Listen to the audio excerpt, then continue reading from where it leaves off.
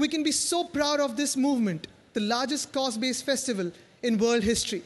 Today, global citizens, artists, world leaders have mobilized across the globe.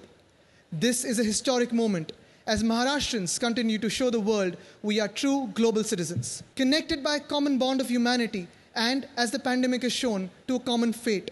Nothing demonstrates a collective fate more than the perils of climate change we all face today. In the middle of a global pandemic where an impending economic downturn is upon us, it goes without saying that these are indeed unprecedented times. Are we becoming like the lost generation who would be responsible for the decline of globalization? Or do we redefine collective human effort for the progress and welfare of our mankind?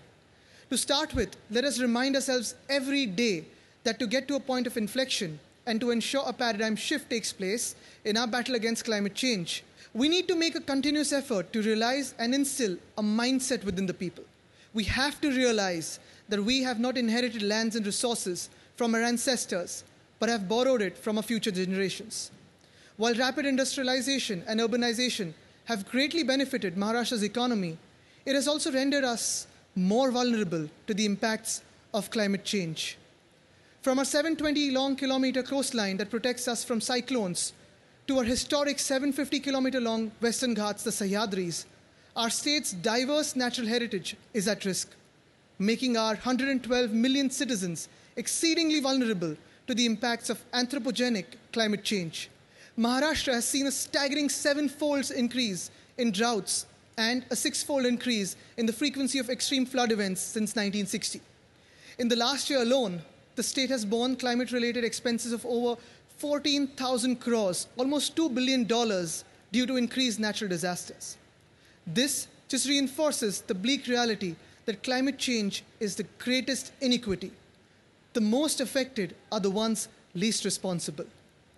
In Maharashtra, we're taking this climate action movement to the people.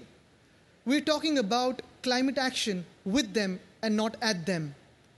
We're creating a movement by involving local administrators and our civil society. The idea is simple. We have turned back in time to bring forward the idea of protecting the 5 elements of nature, namely Bhumi, that is earth, Vayu, air, Jala, water, Urja, energy, and Akash, that is space. We call this movement Maji Vasundhara. In our first year of the Maji Vasundhara Abhiyan, we have planted over 2.1 million trees, implemented thousands of rainwater harvesting facilities, cleaned over 775 water bodies, installed 1.2 million LED lights, set up over 736 biogas units, 701 solar pumps, and 104 charging points for electric vehicles. Our collective efforts have resulted in the state saving over 11,145 million liters of water. Taking this local action to the global stage to inspire action in the global south is also our mission. To ensure a green mass transit system, nearly 50% of our public fleet will be electric before 2025. I repeat that the time to act is now. At this point in time, Mumbai's public bus services are plying about 386 electric buses, emission-free and sound-free. We will be adding another 2,100 electric buses to this fleet by 2023. We also realize that leadership from women is extremely essential to address climate change. To ensure greater participation,